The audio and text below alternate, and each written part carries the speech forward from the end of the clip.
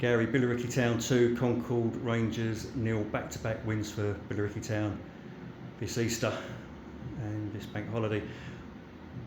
What were your thoughts on today's game? Because it was a bit of a slow first half, but second half we absolutely pounded them. Yeah, I thought it was a slow first half, and I emphasised that at half time. I mean, I was maybe a little harsh in there and a bit animated at half time, but I did feel we had controlled the game, Chris.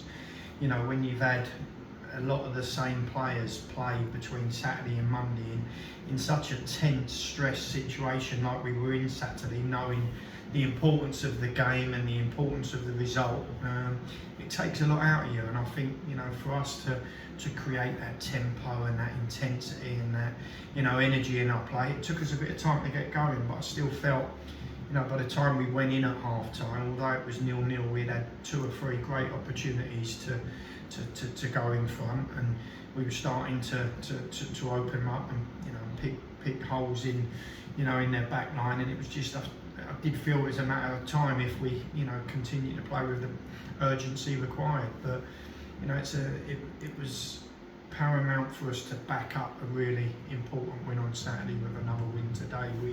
We know where we find ourselves. We're still climbing a mountain. There's no question of that. But there's a focus and there's a mindset switch in that change room at the moment, and I honestly do believe that there's a certain amount of, you know, belief and you know, an understanding that it still can be achieved. And today's result only reinforces that, Chris. We created a lot of chances today, more than recent times, I'd say. Richard Asamoah, especially down that left-hand side, put in 4 or 5 quality crosses. Could have been a lot more, couldn't it? Yeah, it could have been if we was a little more efficient. I said that post-match to the chaps. If we was a little bit more efficient and maybe a little bit more ruthless and took a little more of a chance on a couple of occasions, we would have, you know, would have got more than we did. But I was really pleased for Alfie. He come on and contributed massively Saturday, and he's come up with the 2 goals again today. So credit to Alf. But you're right, Richard, you know, we've honed in over the course of the last 2 or 3 months of maybe what he doesn't do and what he needs to improve, and, you know, and he's still learning the game. He's still only a 20-year-old, you know, pup really in regards to football terms, and he is still learning on the job. But, you know, we brought him back in the last couple of games because we've tried to home in on what he's good at and what he does bring to the team. And I thought he's really contributed massively to both wins, both Saturday and today. And second half, I thought, you know, his performance warranted a goal, Chris, and, you know, it'd have been icing on the cake really if he could have managed that. And he was close on quite a few occasions. You know, goalkeeper's made a great save against him in the second half when he got inside. But yeah, pleased for him and pleased for others as well.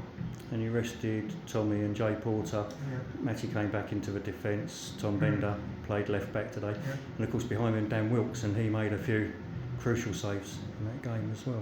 Yeah, he made a really important save second half for sure. You know, one that went across him.